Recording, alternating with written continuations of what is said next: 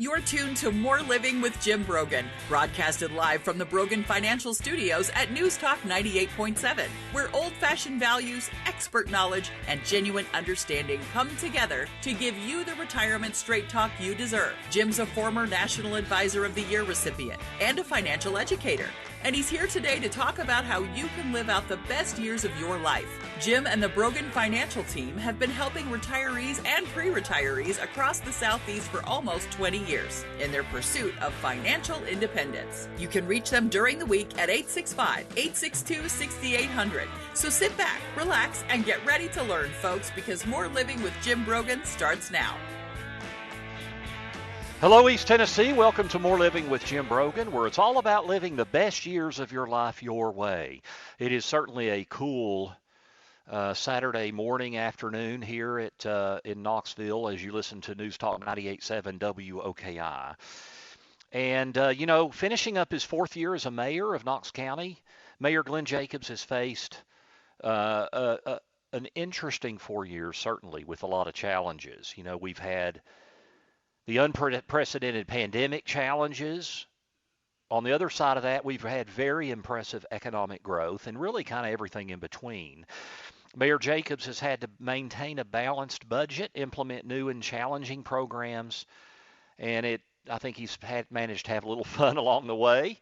It's always a pleasure to have him as a guest. Good morning, Mayor Jacobs. Welcome back. It's great to have you with us. Appreciate it. Thanks for having me on this morning. Always great to have you with us. So, the last 2 years have been challenging and probably as unusual as any, and I'm sure they've kept you on your toes. On a personal level, Mayor Jacobs, how have you handled all the twists and turns of everything that's been thrown at you these last couple of years with the pandemic and everything else going on? That's actually a great question. I just take things as they come. You have to realize that it's like the Serenity Prayer says, you have to be able to, have the courage to do things about what you can do things about, have the, acknowledge that there's some things you can't do anything about, and have the wisdom to know the difference between the two. Sure. And that can be frustrating because, we always we see an issue and we want to do something about it. In many cases, that we can, it's not under our authority, or it's a long-term issue that will take a lot of work. So it's, I guess, my faith in God, my philosophy in life is kind of how I get through it. That's a great word. I think our faith, in challenging times, my faith is so important to me to get me through those difficult times and being able to bathe things in prayer that I can't control. What would be your comment on that? Oh, absolutely. And just in many cases, to have the courage to realize that there are things you can do that might be difficult, but that someone needs to do them. And in the end, also to realize that to have that optimistic outlook on life and to think that things are going to be okay. There are going to be rough spots, and there's going to be pain, and that's true not only in the public domain and public life, but in our personal lives. But in the end, if you have that faith and you have that optimism, which I think is derived in my case from that faith, you realize that, things are going to be okay. It just might be a rough road getting there.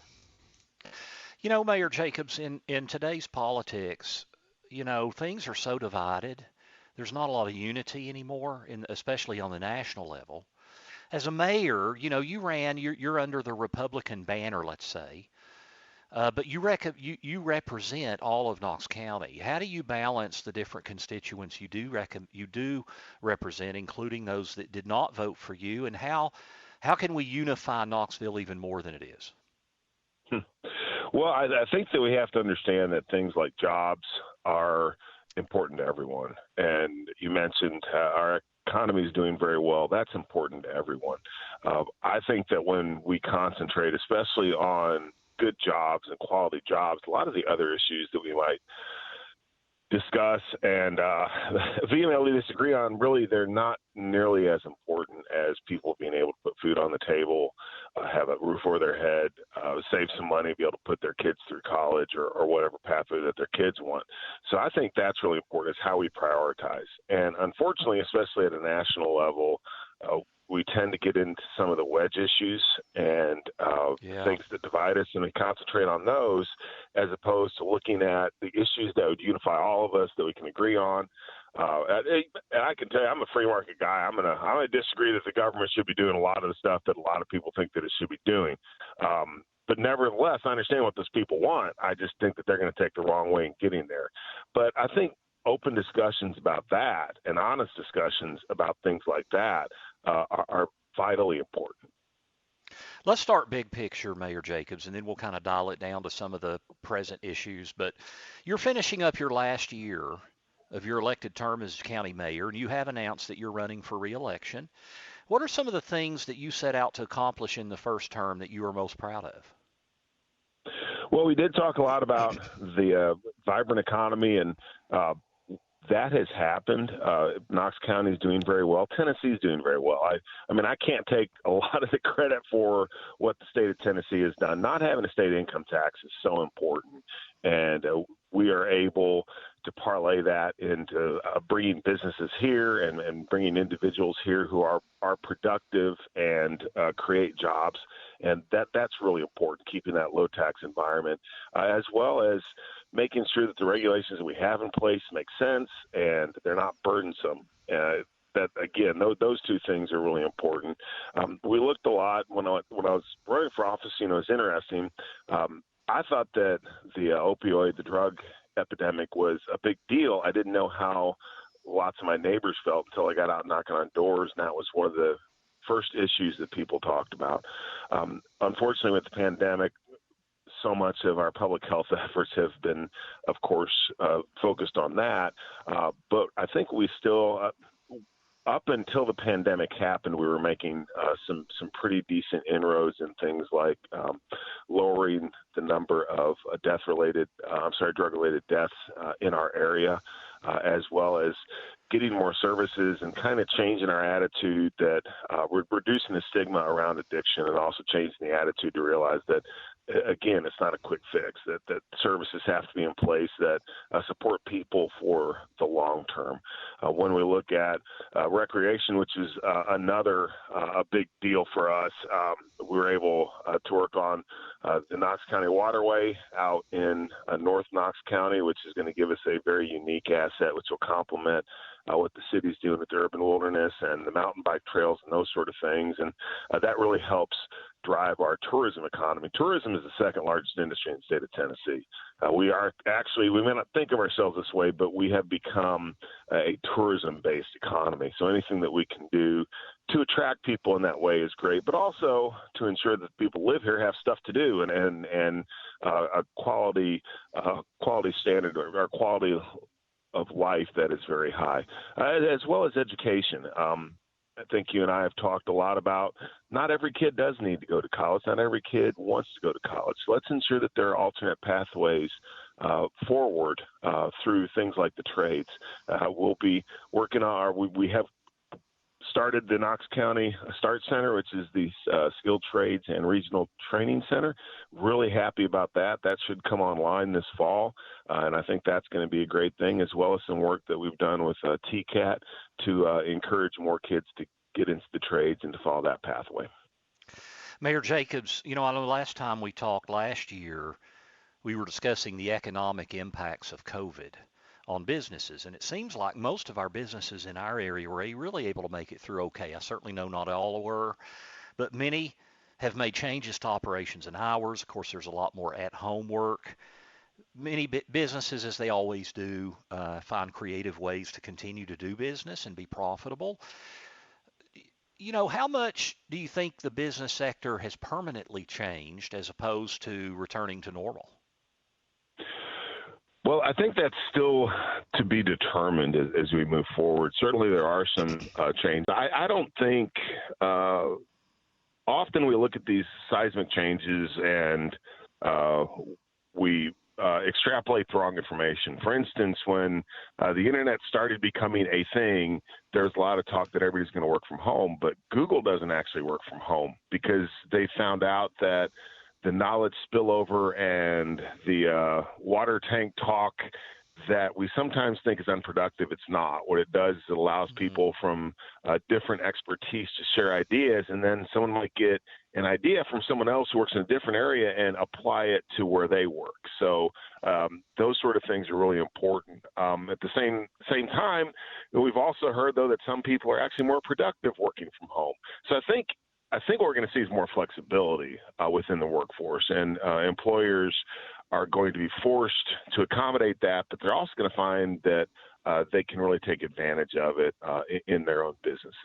I'm not one of those that thinks that like people are never going to gather in large groups or do any of those things. We've already seen that happening. So I think hopefully as we get through the Omicron variant and can move forward and COVID becomes endemic and we can deal with it like we do the flu, I think a lot of things will return to kind of a baseline normal. But I do think there are going to be some changes. Yeah, and I'll kind of chime in there. I agree with everything you said there. I'm a business owner. I've got 15, 16 employees, I think. And, from my own experience, and certainly every worker's different. Every personality is different. Everybody has different working styles.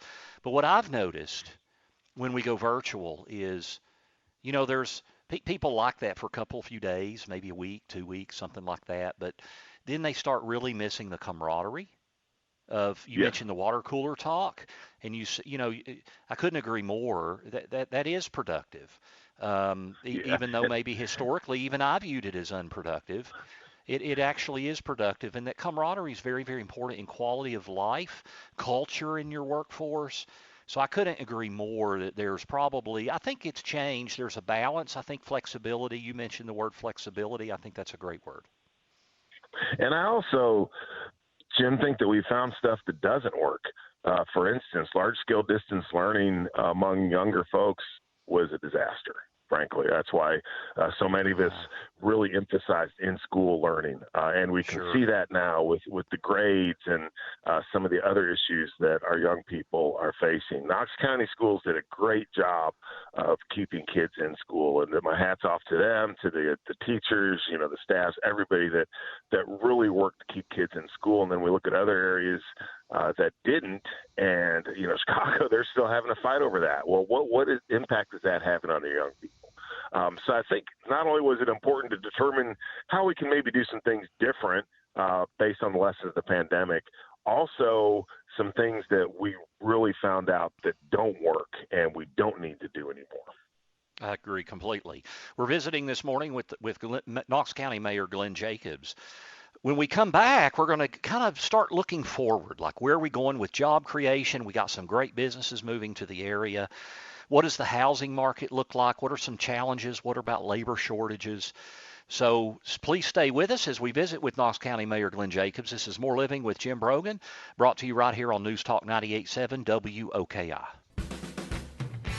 Welcome back to News Talk 98.7's Brogan Financial Studios, where Jim Brogan is coming to you live with important news and advice to help you achieve your dream retirement. Get ready to learn and live. Here's your host, Jim Brogan. Welcome back to More Living. I'm Jim Brogan. This is News Talk 98.7 WOKI. We're with you every Saturday from 9 to 10 a.m., again from 3 to 4 p.m. You can also catch all of our shows podcast on our website. We'll have today's show with Knox County Mayor Glenn Jacobs up by Monday. You can go to broganfinancial.com and click on radio. Mayor Jacobs, we've got some really big national and even international companies who are expanding into the Knoxville area. Of course, we know about Amazon, Smith & Wesson, Topgolf, and there's others. All of these new companies will provide jobs for a growing workforce. How significant is the economic impact on Knoxville? I mean, I guess our market area is over 900,000 people now. So how big of an impact does this actually make? Well, it makes a huge impact, of course. We want jobs, but not only jobs, but good jobs. And in order to do that, we need a highly skilled workforce, and that's something that everyone really around the country is struggling with, is how do we get folks the skills that they need for these jobs in the 21st century, which in many cases are pretty technical and require different skill sets than perhaps in the past. So as far as the county government, that's one of the things we looked at. I was just at a regional mayor's retreat down in Gatlinburg, and of course that was a big point of discussion. In order to bring these companies in, they have to know that they can fill the jobs that they're bringing with them. But what happens when a company comes here is not only the direct jobs, but also all the indirect jobs that support the people that work there. So it really is important. And then, of course, we see the great companies that we have here that are also expanding and keeping them here and not letting them go other places because they want to stay here. That's also important. The economy is the backbone of everything that we do. And without those good jobs, life becomes very difficult for everybody, including Knox County government. Mayor Jacobs, let's talk about the labor shortage and how that might impact. I mean, you mentioned those businesses wouldn't come here if they weren't confident they could fill those jobs. A recent report from the Boyd Center over at the University of Tennessee, at a statewide level, looked at our labor participation rate at roughly 60%. And might take 4 or 5 years to get back to pre-pandemic levels. How are we doing in Knox County? Are you concerned about labor shortages? Yeah, I am. That's what everyone talks about is finding workers. Frankly, I don't think the federal government did us any favors with the very generous unemployment payments and some of the other things that they've done. The child tax credit, which I believe is going away now, as well as the eviction moratorium. I understand why those things were put in place, but I think they were there way too long. And it actually encouraged folks not to work, which is not good because you're encouraging mediocrity, right? Instead of people going out and the value and the benefit of work, paying them to stay home, I think is a horrible, horrible decision. And I think one that we're going to have a hangover from actually for quite a while. What we can do at a local level is helping with the training. I talked in the last segment about things like the STAR Center and TCAT and other programs. We work with the American Job Center in order to help people get retrained so they can go out and take advantage of the new opportunities that might be out in the economy and get retrained. And that's really what we can do. But, yeah, I am concerned when the number one complaint that businesses come to us with is just the inability to find people to work. And that's a big problem. You know, I've been in East Tennessee, Mayor Jacobs, all my life. I grew up here. I've got 2 degrees from the University of Tennessee. I definitely bleed big orange. You know, it certainly seems like East Tennessee, Knoxville area is not as much of a hidden gem anymore. We've got people not just from jobs, but we got people moving here from all over. Housing prices have been skyrocketing, and it certainly seems like demand isn't slowing down anytime soon. So besides all the new job opportunities, what do you think some of the major things that have been attracting people to the Knoxville area? Well, concerning housing, Jim, you're exactly right. And that's actually another restricting factor on our ability to attract businesses is where people are going to live. And we have a shortage of housing, right? Yeah. Yeah, and it's so expensive. As you said, people have come in from around the country, many places, from places where they cash out of their home and they have a lot of equity, and so they can come here and bid prices up. So that has it's crazy really some of the stories that you hear. People coming in and offering really 10, 15% over list without even looking at the house, coming in from another market where our prices from our perspective are escalated compared to where they've been in a big metropolitan area that's still a bargain for them. Yep, and it's not only homes, it's rents too, because people are paying more in rent because landlords can charge more in rent just because the overall housing market is on fire. And that does hurt people as well. Affordable housing does not mean what it once does anymore. So those are issues that again, that we're struggling with. It's probably better to have that problem than to have a glut of housing, because that means that people are leaving. For us, it means your tax base is dwindling. In our case, of course, our tax base is increasing. But nevertheless, for the people that are out there trying to find an affordable home, it's very difficult.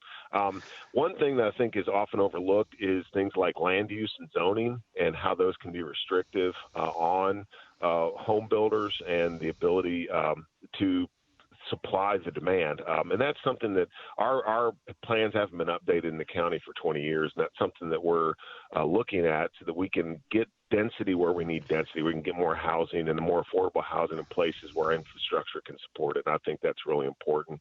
To your question about why are people coming, I think it's quality of life. I think it's the fact that we have a reputation now where other places around the country shut down during the pandemic. We didn't. We tried to keep things open, and I think people appreciate that, especially when you look at some of the lunacy that went on in the blue states and is still going on. And you can look down here, and we respect people's individual choices. We respect people's freedoms, which is an American thing to do, as well as our climate's good. Our geographical location is tremendous. I mean, we're within a day's drive of 60% of the nation's population, so we're very conveniently located. We have a lot of stuff to do, as I was talking in the last segment about the outdoor recreational activity we have, and we're also 45 minutes away from the Great Smoky Mountains National Park, which is one of the nation's top tourist attractions and top outdoor recreation destinations.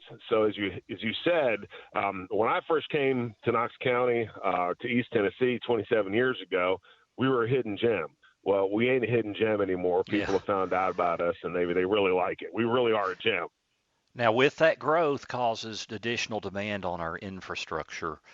Traffic has been a concern for many residents. What are the short and long-term plans for infrastructure, Mayor Jacobs? Sure, and that's where that plan that I was talking about come in. We are incorporating a master transportation plan into our comprehensive land use plan.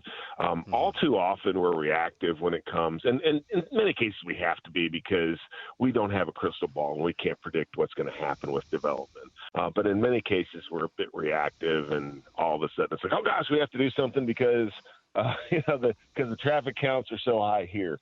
So hopefully this master transportation plan will give us a better idea in some areas of what we can do in the future to preemptively deal with where development is going. In other places, we're working with the state on some of our major arteries and the interstates to try to do what we can there. Even I live out in the Halls area, and Emory Road can be a nightmare during rush hour traffic. And the reason is because that interchange has been there since, I think, the 1960s, and it just isn't designed to accommodate the kind of traffic that we get now. And we will have a new interchange in that area, hopefully within the next several years. So when it comes to transportation, everybody, I hope, would remember that, like, when a lot of these main arteries are not actually county roads, they're state roads. So we have to work with the state to do certain things. We have to work with our other partners in the region to do a lot of the things that we need to do. This is More Living with Jim Brogan. We're visiting with Knox County Mayor Glenn Jacobs. When we come back, I want to talk a little bit about the tax base here, our budgets, fiscal responsibility. We're also going to get into things like their great Reed City USA program. So stay with us as we visit more with Knox County Mayor Glenn Jacobs. You're listening to More Living here on News Talk 98.7 WOKI. Welcome back to News Talk 98.7's Brogan Financial Studios, where Jim Brogan is coming to you live with important news and advice to help you achieve your dream retirement. Get ready to learn and live. Here's your host, Jim Brogan. This is More Living with Jim Brogan, where it's all about living the best years of your life your way. We're visiting with Knox County Mayor Glenn Jacobs. If you've missed part of today's show, we're on every Saturday, 9 to 10 a.m., again from 3 to 4 p.m. You can also catch the podcast online. We'll have it up on our website Monday. Go to broganfinancial.com and click on classes. Knox County Mayor Glenn Jacobs, as I mentioned, is with us. And Mayor, with additional people moving to the area, they're buying property, they're paying sales taxes in the area. I would assume there would be an increase in the tax basis. Talk a little bit about where we've been the last year with our fiscal budget and what the effect is and impact is moving forward with our tax basis and expected revenues and how we can use that money to fuel growth. Sure. Yeah, we are seeing an increase both in our property tax base as well as our sales tax, which are the two biggest sources of revenue for the county. Sales tax is actually the statutorily 72% of the sales tax essentially in the county goes towards schools. So increases in our sales tax will have a direct impact on the amount of money that schools are getting, and it's been significant this year. It's actually been shocking the past couple of years. We thought that through the pandemic we would see lower economic growth and, of course, lower revenues, and that has not been the case. And same with property tax. Property tax has not been, property tax is much more consistent than sales tax. It's not as dependent on economic factors and how the economy is doing, all those sort of things. And also, we're not going to see huge jumps in property tax from year to year or huge Mayor decreases. Jacobs. Yes, sir. You mentioned how we were expected to see decreases. We didn't. Going forward, Right. Talk about reserves and the ability to handle Yes. storms, which inevitably come our way. Yeah. So, and with everything, we've seen just an overall increase in the revenue for the county. And yeah, that has meant that Knox County has always been fiscally conservative, and now we've seen increases to our reserves in all of our funds. Schools have seen increases to their reserves. And that gives us some flexibility to do some things that we otherwise wouldn't be able to do. And as you said, too, it really also, just as in our personal lives, it pads our ability to deal with a recession, which we all know will come at some point. But, it helps us insulate our general government functions from being impacted by that. So often people wonder, why do we keep so much money in reserve? That's the reason, because just like when folks in their own personal lives don't have as much money coming in, well, that'll help see us through some tough times. Yeah, it kind of goes back to on our personal level. We want to have 6 to 12 months of expenses in cash to be able to weather storms. And similar with the county in terms of really any government entity's got a budget like that. Now, Mayor Jacobs, Reed City USA has been such a priority and signature program for your administration. You've recently announced the theme for this year, Oceans of Voyages. Talk a little bit about why. I mean, we know that by third grade, kids' ability to read at a grade level by third grader is such a leading indicator of where that goes down the line with education, jobs, skills, training, everything. So talk about the importance and why Reed City USA has been such a big part of your administration. Well, it's for the reason you just outlined there, Jim. Oh, sorry. I guess no, that's okay. You summed it up very well. Now, we know that the third grade reading illiteracy rates are a metric to graduation rates in high school. And, of course, graduation rates in high school are a metric to basically lifetime success. If you don't graduate from high school, no matter what field you might go into, you're going to have some issues. And you stand a much better chance if you read at grade level by the third grade of graduating from high school. As wild as that sounds, it's true.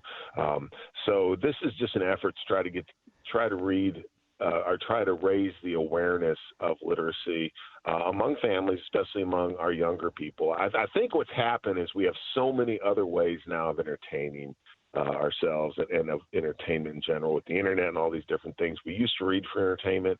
Well, now we have a lot of things that are competing with that. So what we're trying to do is just to get families to read together again. I think that's a fantastic word. I've got a couple of things I want to kind of get to here. One is the baseball stadium. I'm very excited about the prospect of a baseball stadium downtown and all the vibrant growth that would come around that. It is expensive to build a stadium.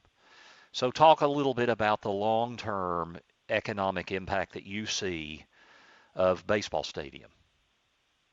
Well, for me, it's not necessarily the stadium itself.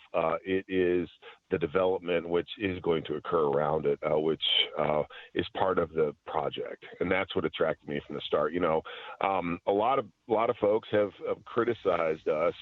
Because when we think about governments building stadiums, that doesn't always turn out very well. But ours is structured completely different. Our fiscal package is structured completely different. And it really is to get the growth around the stadium in a blighted area which produces nothing right now. That area, I think, between the city and the county produces about $60,000 in sales tax per year. That's it. Property tax. It produces no sales tax whatsoever.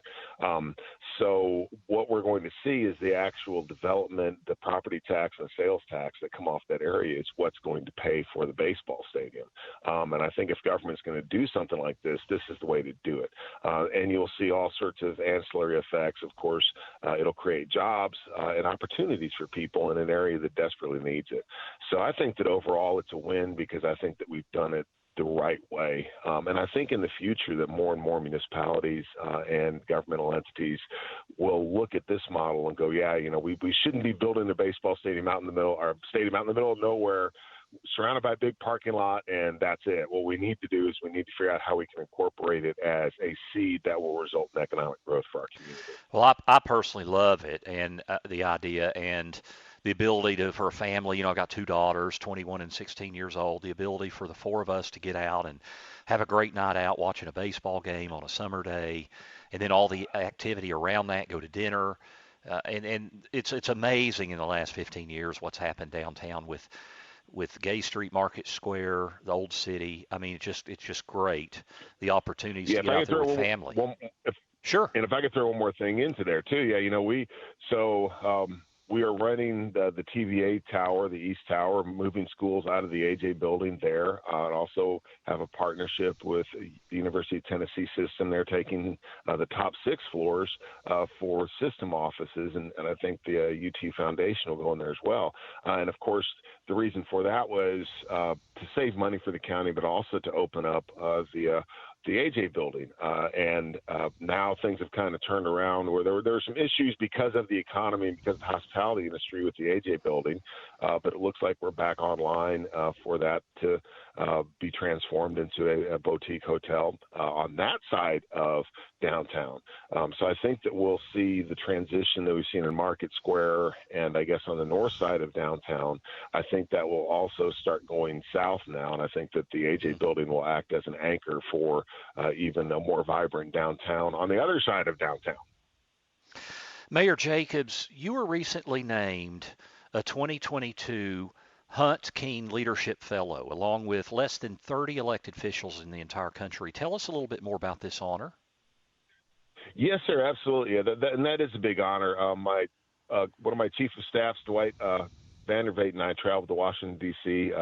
To meet with the Hunt Fellows, and it was a 2-day conference, and it's a bipartisan, actually nonpartisan organization. So we were there with Democrats from New York and California, Republicans from Bo Watson, who is on the Senate Finance Committee at the General Assembly.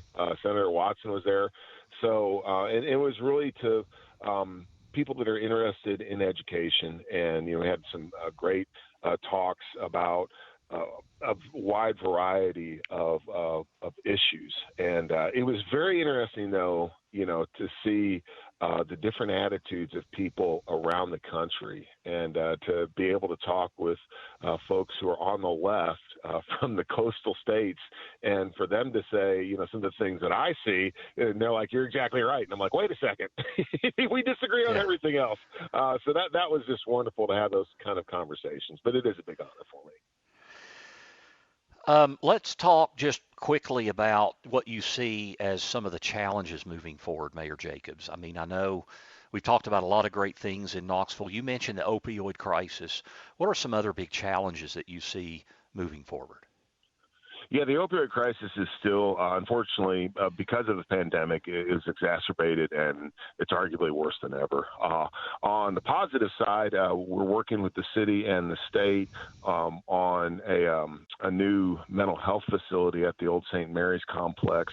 I think that mental health, opioid homelessness, the opioid epidemic and homelessness, they're all part of the same mix, and that mental health or the mental health facility will help us deal not only with mental health issues, but also hopefully get some people on the right track when it comes to the opioid epidemic. Of course, you mentioned infrastructure. With the growth that we're having, infrastructure is an issue and something that, we need to wrap our arms around and figure out a plan of how we can best serve the most people and make travel through Knox County easier. And also, again, how we can get what we need where we need it.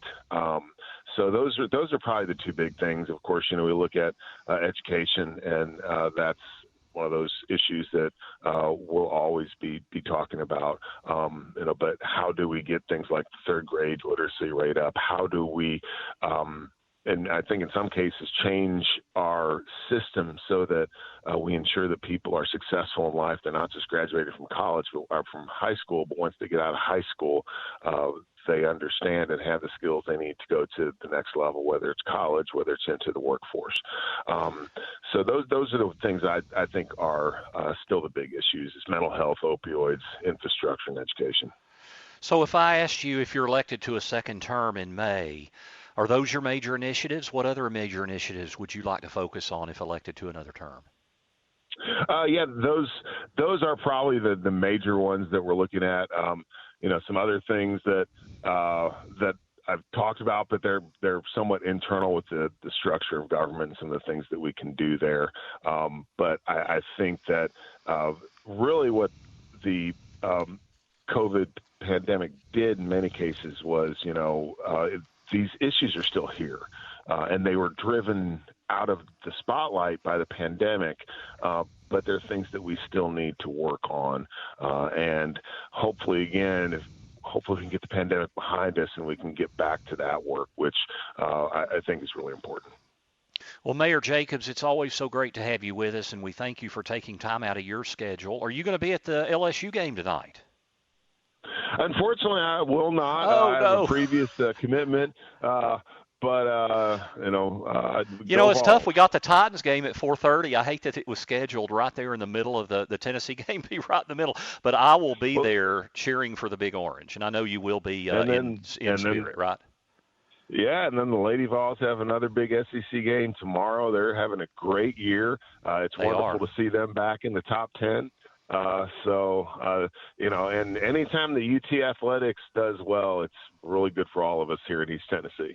It makes it an even better place to live, doesn't it? It does. It sure does. Well, Mayor Jacobs, thank you so much for taking time, and it's always great to have you on as a friend of the program. Thanks, Jim. I appreciate it. You take care. Have a good time at the game tonight. I sure will. That's Knox County Mayor Glenn Jacobs, as we've been talking about some of the challenges, but also the tremendous successes of Knox County and what are our challenges moving forward, as well as our opportunities. When we come back, we're going to have our dollars and cents segment. Inflation is the topic. What is the truth about inflation? What's the reality? Where is it rising? Where is it not rising? Maybe most importantly, how may it impact you in your retirement? So stay with us. This is More Living with Jim Brogan on News Talk 98.7 WOKI.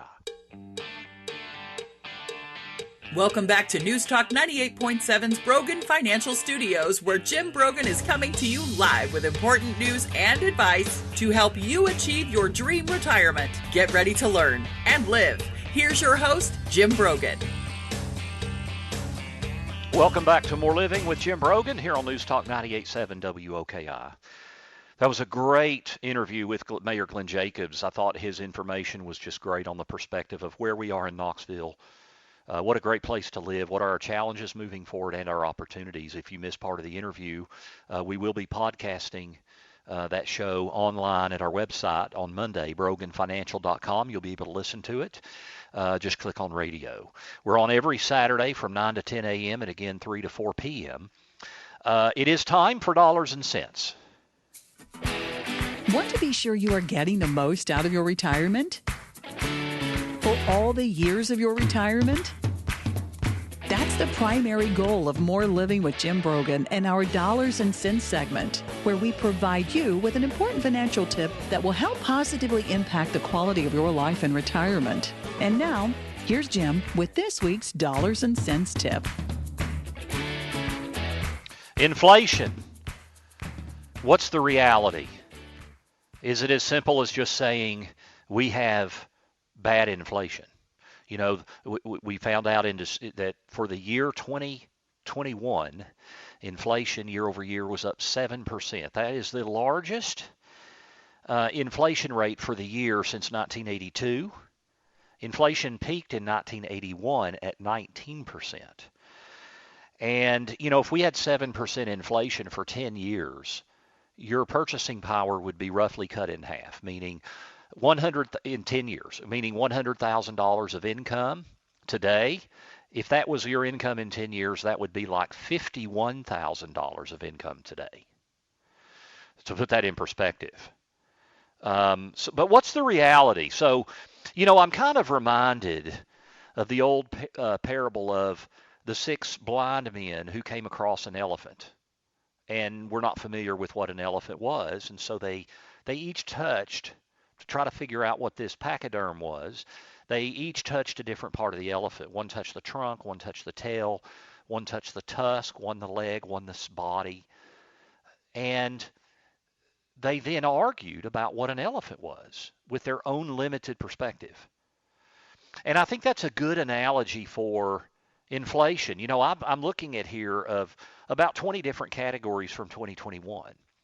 So the inflation rate was 7%, but of those roughly 20 categories, only 6 of them had an inflation rate above 7%. And of course, first was gasoline, was at almost 50%, over 49%. Used cars and trucks at 37%. You know, meat, poultry, fish, eggs was at 12.5%. But then if we go down to dairy was under 5%.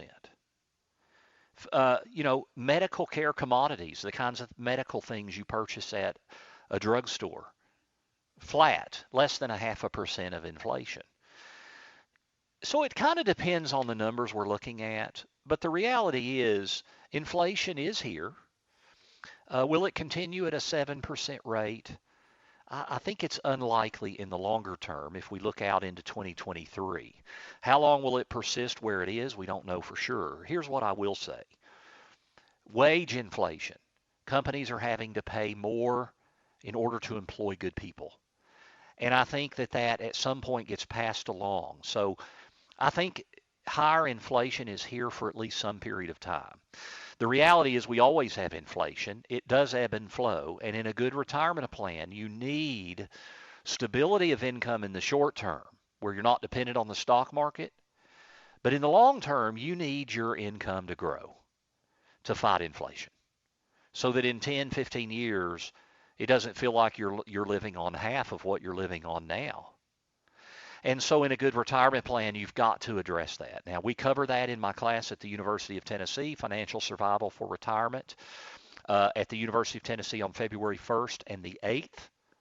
That's 2 2-hour sessions at 6:30 p.m., free parking in the Walnut Street Garage. You can contact the University of Tennessee at 974-0150, or you can download a syllabus, financialsurvivalforretirement.com. Thank you for tuning in this week. We've had Mayor Glenn Jacobs, and we've discussed Knoxville, because a greater community provides for more living so we can live the best years of your life your way. Thank you to Chris for engineering the board. Thank you to Jill for producing the show. Thank you to Glenn Jacobs. We will talk to you next week. Have a great day. Go Vols tonight against LSU. You've been listening to More Living with Jim Brogan here on News Talk 98.7 WOKI.